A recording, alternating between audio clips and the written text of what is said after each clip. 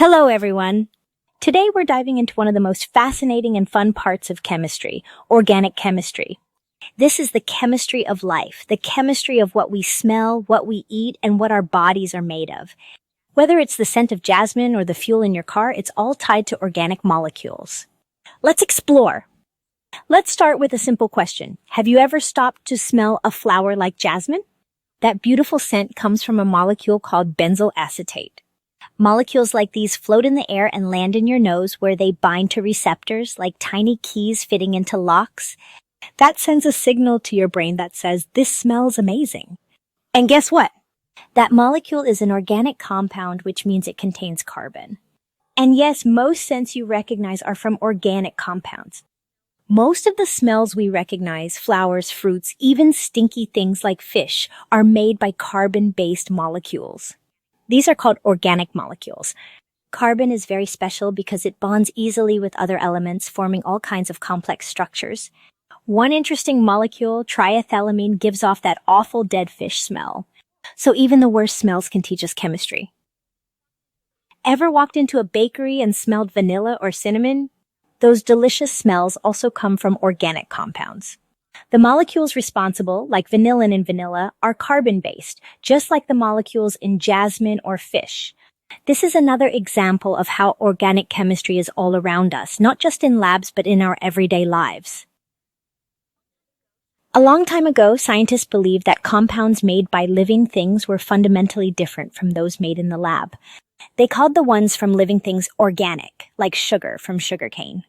And the others, like salt from the ground, they called inorganic. They thought a vital force was needed to make organic molecules. Spoiler alert, they were wrong. But it took some convincing. This slide gives us a visual comparison. Sugar, sweet and organic, comes from plants.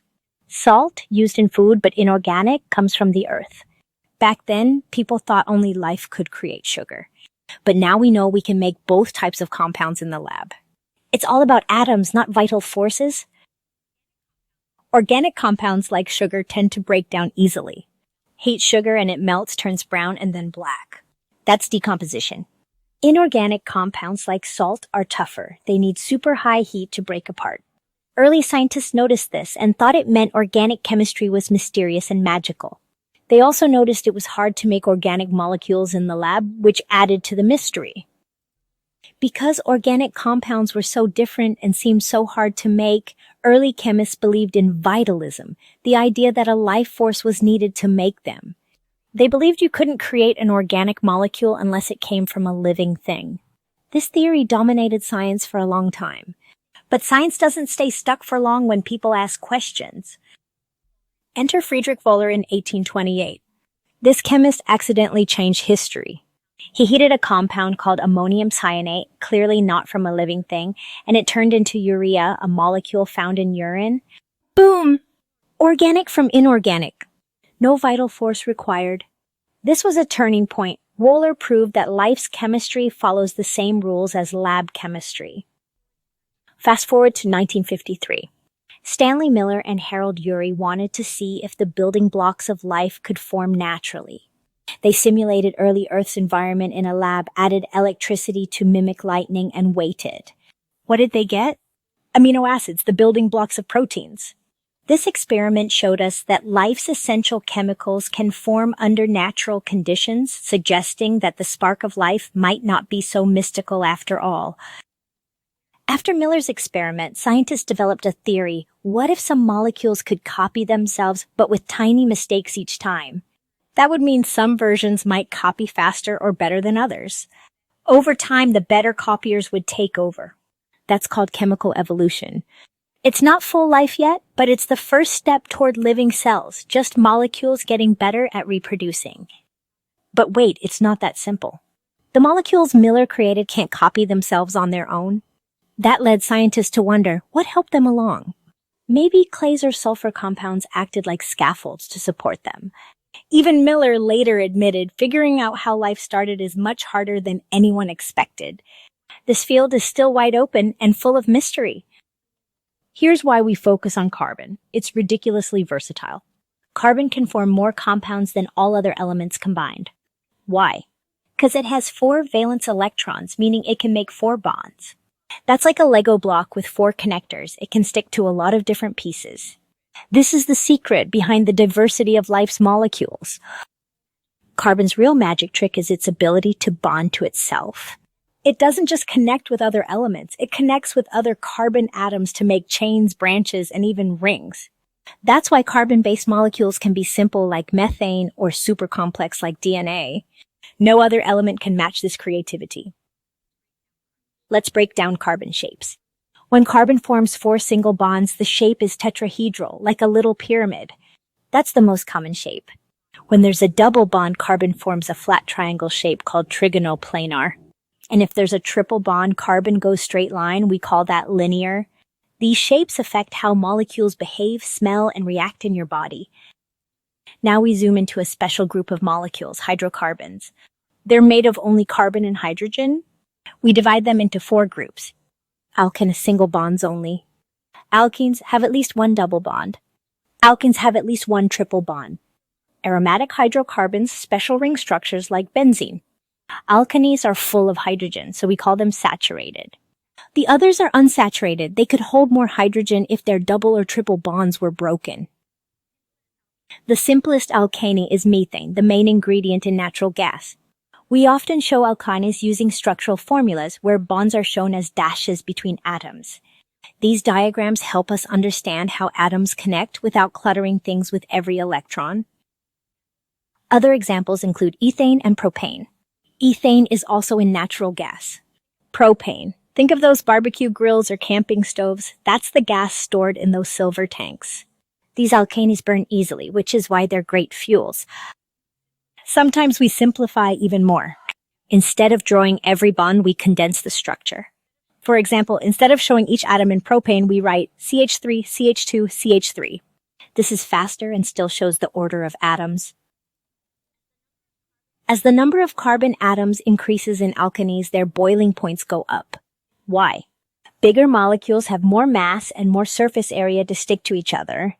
So, methane, ethane, propane, and butane are gases at room temp. Starting at pentane, they become liquids. That's why propane tanks contain gas, but things like kerosene and motor oil, which have more carbons, are liquid.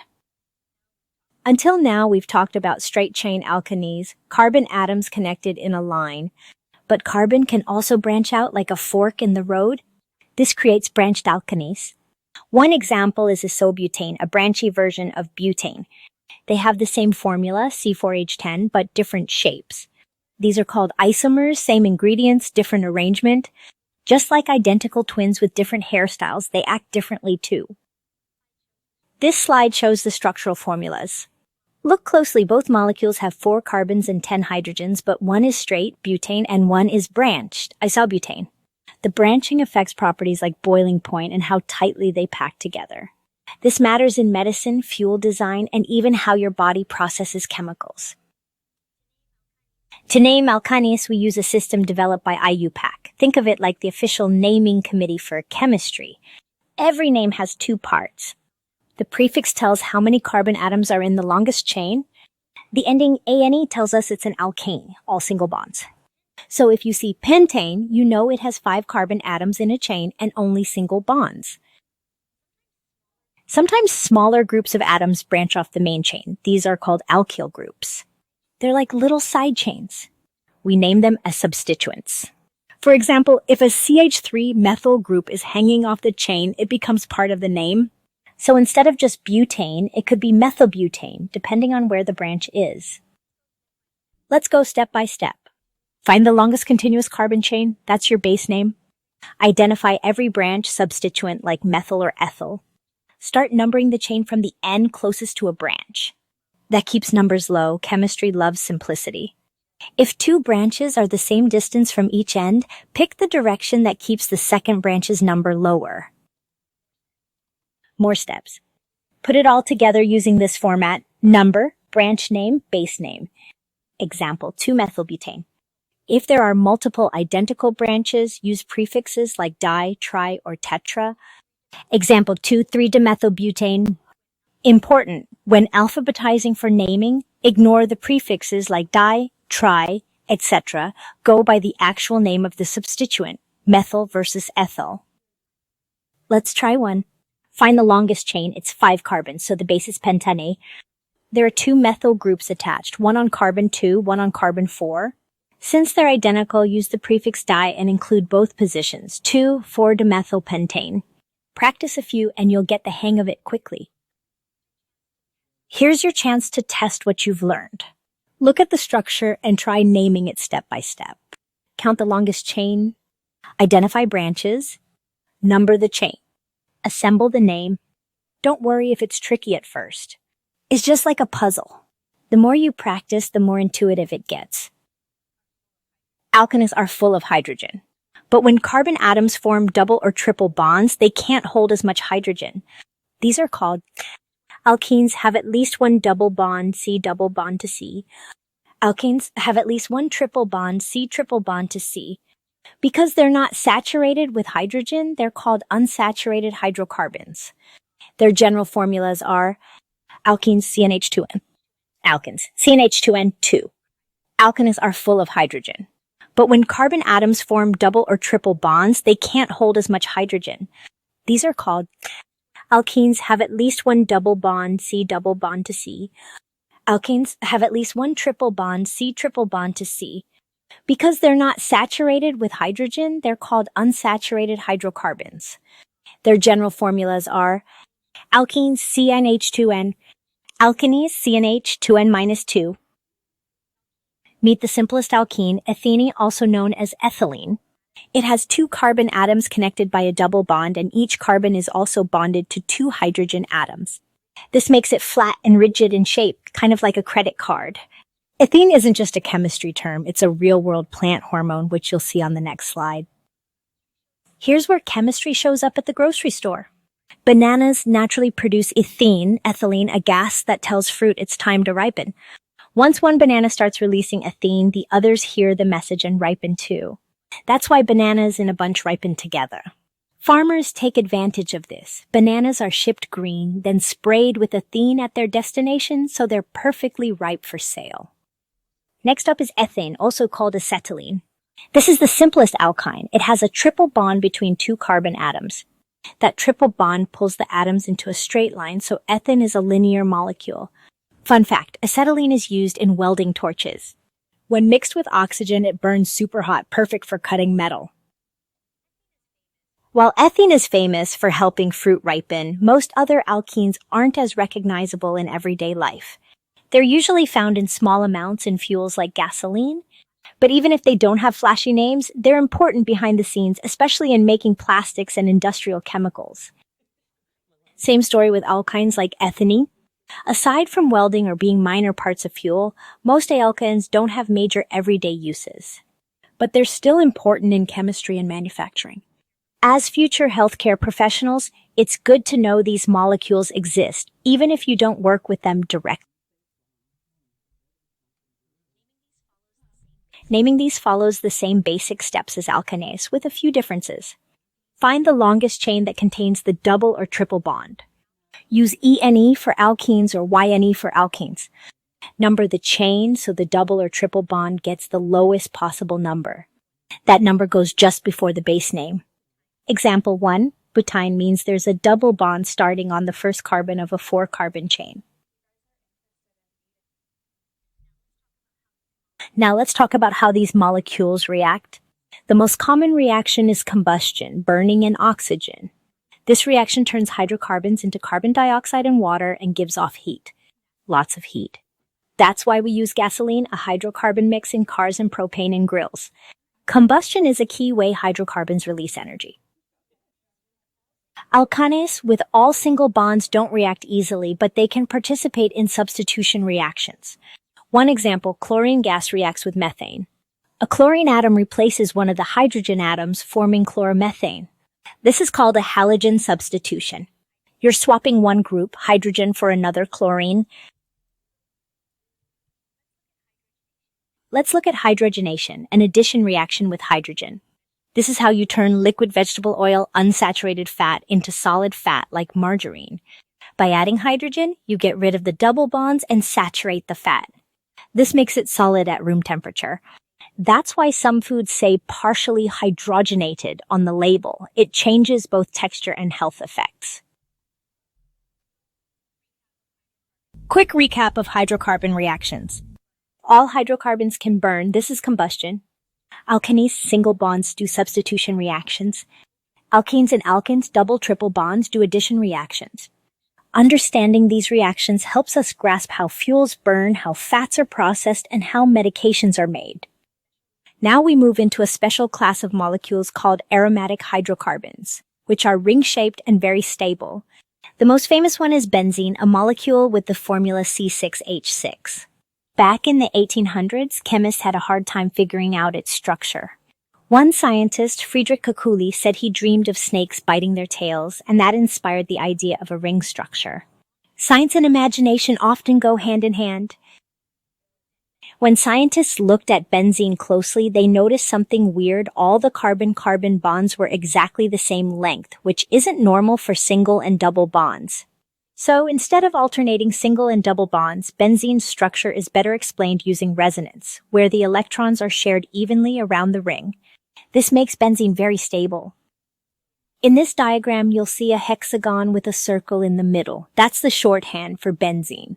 The circle means that the electrons are delocalized. They're shared across the whole ring. Each corner of the hexagon is a carbon atom, and each has one hydrogen attached. Benzene is everywhere, in medications, plastics, and even in things like nail polish remover and gasoline. When we replace just one hydrogen on a benzene ring with another group, like a methyl or chlorine group, we call it a monosubstituted benzene. We name it by placing the group name in front of benzene. For example, if there's a methyl group attached, it becomes methylbenzene, also known by its common name, toluene. Some monosubstituted benzenes have common names you just have to memorize, like phenol, benzene with an OH group, or aniline, benzene with an NH2 group. These names are often used in healthcare and pharmaceutical contexts, so it's helpful to recognize them even if you don't memorize every detail. Sometimes benzene itself acts as a branch coming off a larger molecule. In that case, we call it a phenyl group. Think of it like a benzene ring acting as a side chain. This comes up often in drug molecules and biological compounds. Phenyl groups are everywhere in chemistry and biochemistry. If a benzene ring has two substituents, two things replacing hydrogen atoms, we need to give them numbers or use prefixes to describe their positions. Number the ring so the groups get the lowest possible numbers. List the substituents alphabetically. Example, if a methyl and a chlorine group are attached, it might be called 3-chlorotoluene depending on their positions. If the two substituents are the same, we use the prefix di. For example, if two methyl groups are on the benzene ring, it becomes dimethylbenzene. There are 3 versions of this molecule depending on where the groups are placed, and we'll see how we name those next. This is where we get into the classic names for disubstituted benzenes. Ortho-O- means the groups are on neighboring carbons, positions 1 and 2. Meta-M- means they're 1 carbon apart, positions 1 and 3. Para-P- means they're across from each other, positions 1 and 4. So, para-dichlorobenzene means 2 chlorine atoms are directly opposite on the ring. You've probably smelled it. It's used in mothballs. Now we're moving into functional groups. These are the parts of organic molecules that are chemically reactive. They're like special attachments that give a molecule its identity and behavior. For example, if you add an OH group, you get an alcohol. If you add a COOH, you get a carboxylic acid. In organic chemistry, we often use the letter R to represent the carbon-based part of the molecule and G for the functional group. So Rg is a generic organic compound. Let's start with alcohols, one of the most familiar functional groups. Alcohols contain an OH group, a hydroxyl group attached to a carbon atom. Their general formula is ROH, where R is the carbon part of the molecule. You already know one very famous alcohol, ethanol, the kind found in wine, beer, and spirits. But alcohols also show up in disinfectants, perfumes, and even your own body chemistry.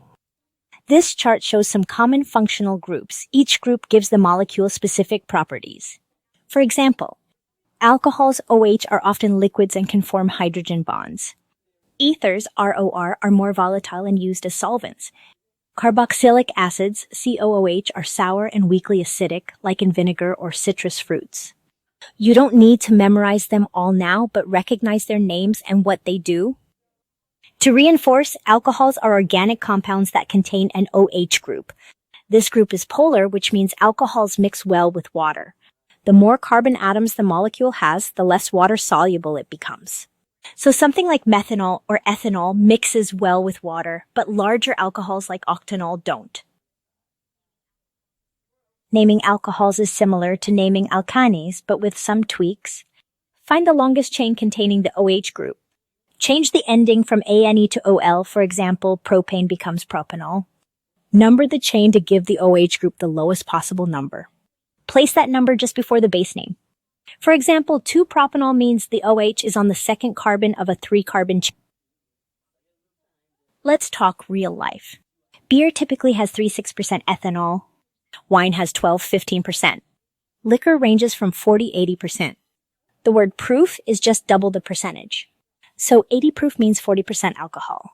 Ethanol is also used in gasoline as an additive. It helps the fuel burn more cleanly and efficiently, reducing air pollution. 2 more important alcohols. Isopropyl alcohol 2-propanol is rubbing alcohol. It's great for disinfecting but toxic if swallowed. Methanol, wood alcohol, is used in industry and labs. Just a small amount can cause blindness or death. So it's essential to treat alcohols with respect. Some are safe in moderation, others are deadly. Ethers are another group. They look like this, ROR, where 2 carbon-based groups are connected by an oxygen. Ethers are often colorless, volatile, they evaporate easily, and used as solvents in labs. A famous example, diethyl ether, once used as an anesthetic. It knocked people out for surgery but caused nausea and was flammable, so we use safer alternatives now. Ethers have common names. We're not getting into IUPAC naming here. The name is based on the 2 R groups. If the groups are the same, add di, like diethyl ether. If different, name them both in alphabetical order, like ethyl methyl ether. These molecules are important in medicine and industry, even though they're rarely the focus of a nursing course. Let's revisit diethyl ether, the classic ether. It dissolves many organic compounds. It boils at a low temperature, easy to remove after reactions. It was a surgical anesthetic, but it had drawbacks, strong odor, flammability, and side effects like nausea. Still, its discovery was a huge medical breakthrough, showing how chemistry transformed healthcare. Next are 2 closely related groups. Aldehydes have the formula RCHO. Ketones have the formula RCOR. Both contain a carbonyl group, C double bond to O. The difference? Aldehydes have at least 1 hydrogen attached to the carbonyl. Ketones have 2 carbon groups. These groups are found in everything from perfumes to sugars to medications. Here's a closer look at the structures. Ketones have a carbonyl group, C double bond to O, with 2 carbon groups on either side. Think of it as a carbon sandwich. Aldehydes have a carbonyl group with 1 carbon group and 1 hydrogen. An exception is formaldehyde, which has 2 hydrogens. These differences may seem small, but lead to very different behaviors in the body and in chemistry. Naming is straightforward once you spot the carbonyl group. Aldehydes, find the longest carbon chain with the carbonyl group. Drop the E from the alkyne name and add Al. Example, ethane becomes ethanol. Ketones, same process, but add ONE instead. And number the chain to give the carbonyl the lowest possible number. Example, butanol means the carbonyl is on the second carbon of a 4-carbon chain. Let's look at a few real-world examples. Formaldehyde is a gas with a strong smell. It's dissolved in water to make formalin, a disinfectant and tissue preservative. You've probably smelled it in dissection labs or embalming fluid. It's also in wood smoke, which helps preserve smoked meat by killing bacteria. Aromatic aldehydes, like those in cinnamon and almonds, have pleasant aromas. That's why they're used in flavorings and fragrances. Here you can see some aromatic aldehydes. These molecules have benzene rings with an aldehyde group attached. They smell sweet or spicy. Again, chemistry is in your nose every day, in your perfume, in baked goods, even in the cleaning aisle. Ketones are also responsible for familiar scents. 2-heptanone smells like cloves. Carvone smells like spearmint. Ionone smells like raspberries. These are found in essential oils, toothpaste, and candies. Your body even produces ketones during fat metabolism, which is especially relevant for diabetes and fasting. Next are carboxylic acids and esters. Carboxylic acids contain ACO-OH group. They act as weak acids. Esters look similar, but instead of an OH, they have an OR group, another carbon-containing group. Esters are made by combining an acid and an alcohol, and they often smell amazing, like fruits and flowers. Naming these is easy. Find the longest chain containing the COOH group. Drop the E and add OIC acid. For example, methane becomes methanoic acid, which is formic acid found in ant bites. These acids show up in your food, your muscles, and even in your blood pH balance. Esters are named based on the alcohol and acid they come from. The first part, alkyl group, comes from the alcohol. The second part comes from the acid, replacing IC acid with ATE. For example, if methanol reacts with butanoic acid, you get methyl butanoate. These are common in artificial flavorings and fragrances. Here are some you've probably encountered. Formic acid, ant and bee stings. Lactic acid builds up in muscles after intense exercise. Citric acid, found in lemons, limes, and oranges. Acetic acid, the key ingredient in vinegar. These acids may be weak, but they're important in digestion, metabolism, and infection control. Esters are best known for their sweet smells. Ethyl butanoate smells like pineapple. Methyl butanoate smells like apples. They're formed from a carboxylic acid and an alcohol. One famous ester is aspirin, which is made by combining salicylic acid with acetic acid. So esters aren't just pleasant, they're powerful. Now we turn to amines, which are organic compounds containing nitrogen. The simplest amine is ammonia, NH3. Amines are made by replacing one or more of ammonia's hydrogen atoms with alkyl groups, carbon-based chains. We name them based on those groups, adding the suffix amine. For example, if one methyl group replaces a hydrogen, it's methylamine. Amines are infamous for their awful smells. Trimethylamine gives off that classic rotten fish odor. Cadaverine and putrescine are found in decaying bodies. Yes, that's what gives corpses their smell. While these may sound gross, they're biologically important, and nurses may smell them during wound care or when dealing with certain infections. Understanding amines helps you connect body chemistry to real-life clinical signs. Now for something big, polymers. These are long-chain molecules made of repeating units called monomers. You know many of them already. PVC, plastic tubing. Styrofoam, coffee cups. Nylon, ropes and medical sutures. Plexiglass, used in shields and displays. There are two types. Addition polymers, monomers just snap together, like ethylene into polyethylene. Condensation polymers, monomers join and release water or another small molecule during the process. This slide shows examples of synthetic polymers you interact with every day.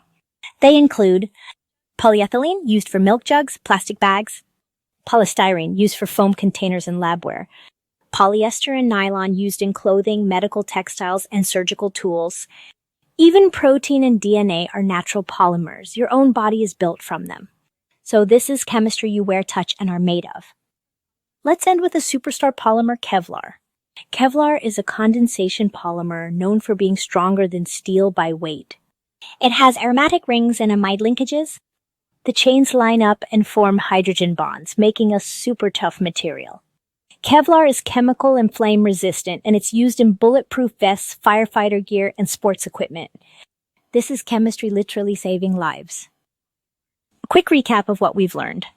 Vitalism was the belief that only living things could make organic molecules, disproven by Woller's experiment. Hydrocarbons include alkanes, alkenes, alkenes, and aromatics. Isomers are compounds with the same formula but different structures. Reactions: all hydrocarbons burn, alkanes do substitution, alkenes and alkanes do addition. Functional groups like alcohols, acids, esters, and amines define a molecule's behavior. Polymers are large molecules made from small repeating units and come in many forms we use every day. By now, you should be able to tell the difference between alkanes, alkenes, and alkynes based on their formulas. Draw and recognize isomers. Name alkanes, alkenes, alkenes, and aromatics using IUPAC rules. Recognize important functional groups. See how organic chemistry connects to real life, from medicine to fuels to food. And remember, even though you may not become a chemist, understanding organic molecules helps you understand the body, drugs, nutrition, and patient care.